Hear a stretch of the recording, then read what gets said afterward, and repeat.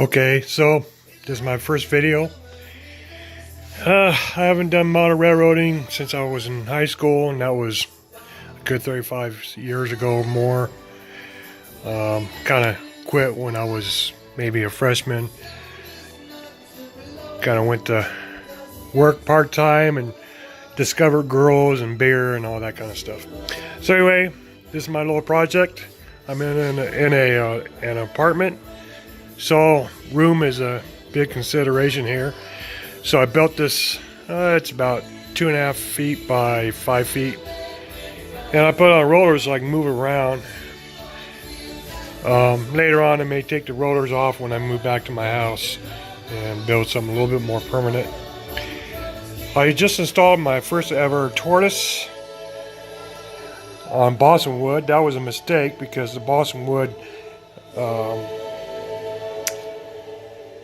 it warped because of the glue, so I had to weigh it down with some weight to flatten it back out and then glue it on top of the Woodland Scenic riser. I don't like that process.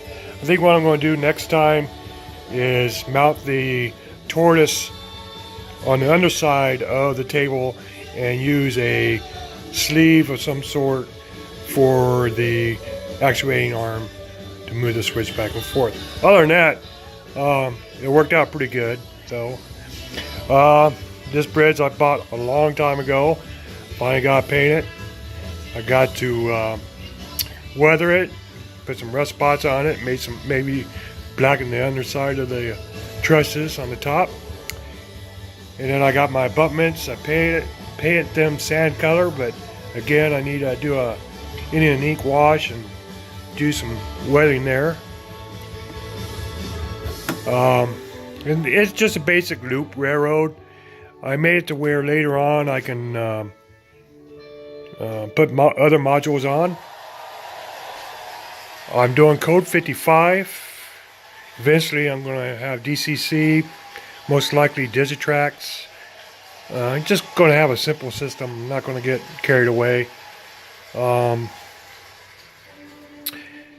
And this is the river I carved out. Of course, I gotta, do some other work to it. It's all in progress. But I couldn't find a curved bridge other than wooden trestles. I ordered this as a Capri product. Painted sand colors to match the abutments.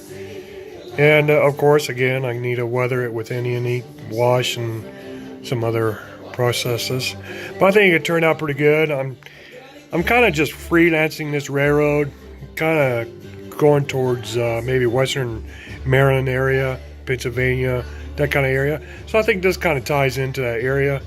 I found a Western Maryland Railroad trestle, viaduct bridge that looks similar to this, but it's a lot larger.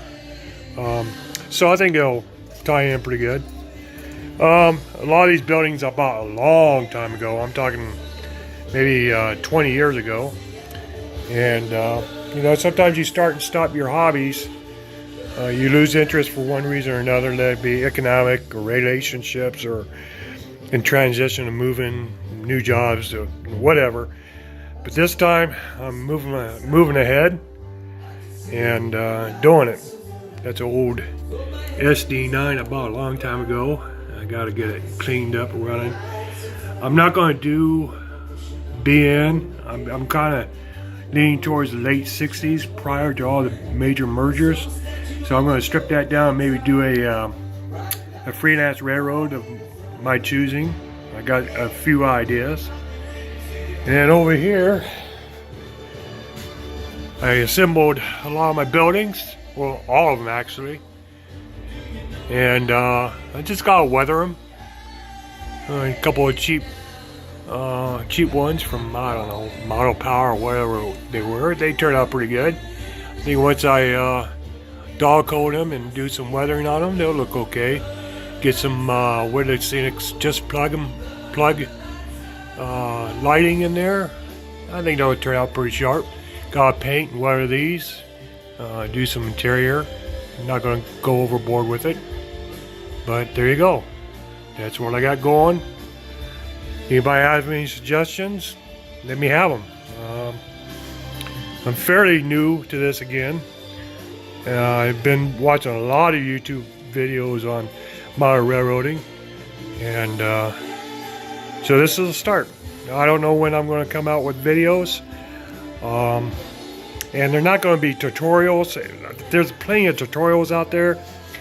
I'm just doing this to maybe inspire other modern railroaders that are just beginning, and I tell you, make mistakes, correct them. Sometimes they can be a little costly, but if you just take your time, watch the tutorials on YouTube, read some books, you minimize those mistakes. For example, I made a mistake when I put these abutments up. The abutment on the right hand side was too far back, and there was too much of a gap between the bridge framework and the abutment, so I had to pry that one off the layout, and of course I used liquid nail, but I moved it back in, re-glued it, and now we're back in business. You know, like I said, I'm learning like everybody else does, so get inspired, make your mistakes, correct them, and move on, learn from them. I'm out.